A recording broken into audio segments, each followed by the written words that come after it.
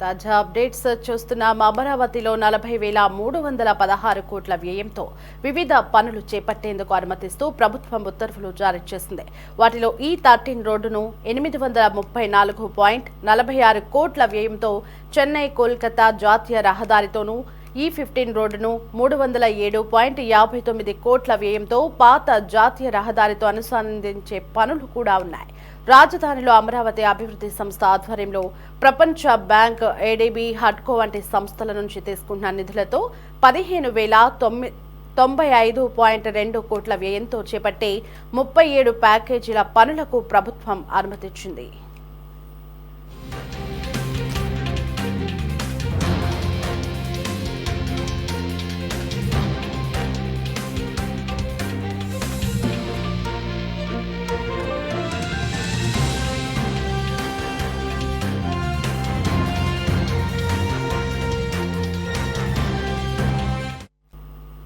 CRDA ఆధ్వర్యంలో టెండర్లు పిలిచి 22,607.11 కోట్ల విలువైన 22 పనులకు L1గా నిలిచిన సంస్థలకు లెటర్ ఆఫ్ అవార్డు జారీ చేసేందుకు అనుమతిచ్చింది.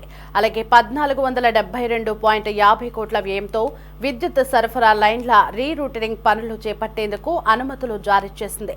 కాంట్రాక్టులు దక్కించుకున్న సంస్థలకు లెటర్ ఆఫ్ అగ్రిమెంట్ పత్రాల తగ్గ సిఆర్డీఏ కమిషనర్ కన్నబాబు అందజేశారు. దీంతో రాజధాని అమరావతి పనుల్లో కీలక ముందడుగు పడినట్లయింది.